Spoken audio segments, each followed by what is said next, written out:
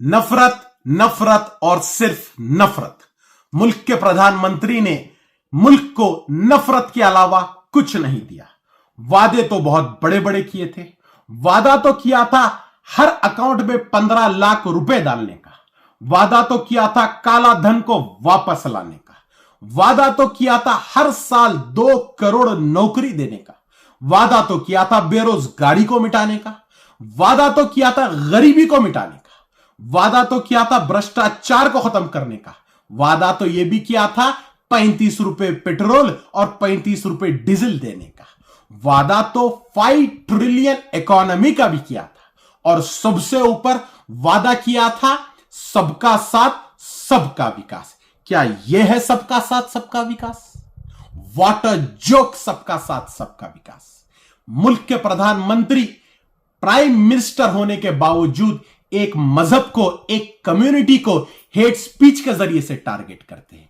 कहते हैं कि मुसलमान घुसपैठिए हैं, कहते हैं कि मुसलमान बच्चा पैदा करने वाले हैं। यह लैंग्वेज प्रधानमंत्री को शोभा नहीं देती। हिंदुस्तान की तारीख में किसी भी प्रधानमंत्री ने इस तरीके की हेट स्पीच का इस्तेमाल नहीं किया। अब ये हेट स्पीच क्यों इस्तेमाल कर रहे हैं? क्योंकि ये समझ चुके हैं कि इनके पिछवाड़े से कुर्सी निकल रही है। अब हेट स्पीच के जरिए ये हमारे मेजॉरिटी वोट्स को, हिंदू भाइयों के वोट्स को कंसोलिडेट करने की कोशिश कर रहे हैं। लेकिन हमारे हिंदू भाई भी नरेंद्र मोदी की इस चाल को समझ चुके हैं।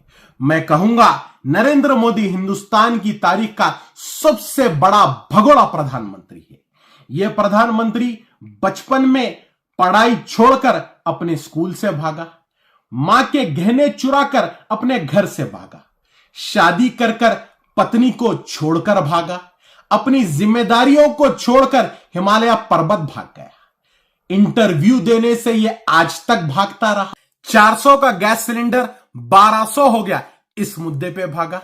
पेट्रोल डीजल की बढ़ती कीमतों पे भागा। दाल चावल दूध हद तो हद, कफन पे भी जीएसटी लग गया, इस पे सवाल किया तो भागा। अडानी अंबानी राफेल जैसे घोटालों पे सवाल किया तो यह भागा।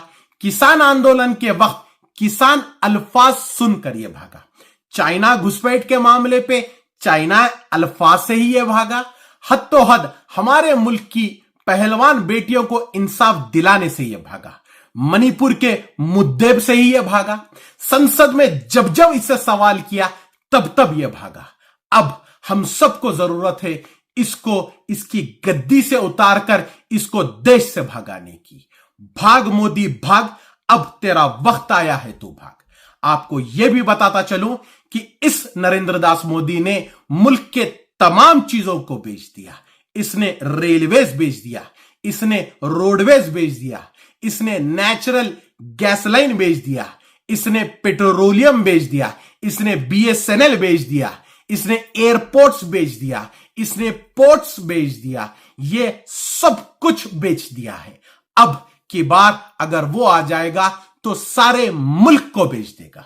तो आपसे मैं गुजारिश करता हूं कि इस नफरत फैलाने वाली सोच को, इस शख्स को हराना, इसकी पार्टी बीजेपी को हराना, ये आपकी और हमारी जिम्मेदारी है।